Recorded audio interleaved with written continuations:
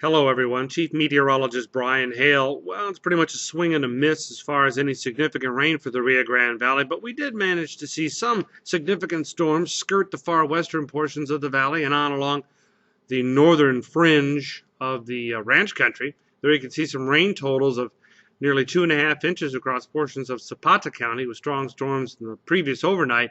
And then as more storms moved east across the ranch country and further north, things managed to accumulate anywhere from 2 to 3 inches up toward Kingsville. But for the most part, our part of the populated part of the Rio Grande Valley ended up with precious little in terms of rainfall.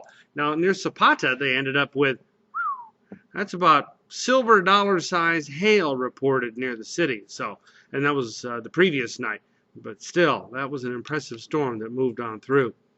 Overnight, well, our forecast is for lows in the upper 60s with a chance for patchy fog and partly cloudy skies, as the storm system or trough of low pressure that was responsible for our near-miss storms, well, that's going to keep on moving to the east, and we'll work with another storm system to generate a couple of feet of snow near Boston later. We'll examine that.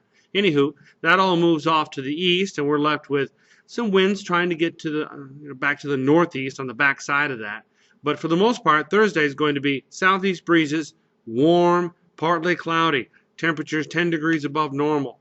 And there you see the front coming through Friday morning early, and that shifts winds around and brings in cooler, drier air for Friday.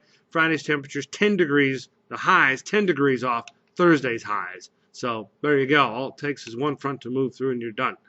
The storm system, again, moving off across the southeastern U.S., will eventually tie in with another area of low pressure moving across the Great Lakes, kind of a double whammy nor'easter that's going to potentially drop 10, 12, 20 inches of snow in some parts of New England and back on down into New Jersey. Yeah.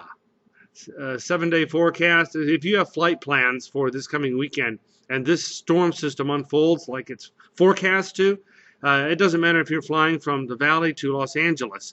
A huge amount of air traffic comes out of Boston and New York, Philadelphia, Washington. Those could all be affected adversely by that storm. So any flight plans you have for the future weekend could be disrupted.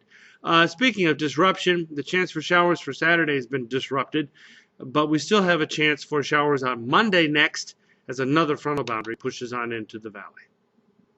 That's a look at your 24/7 forecast.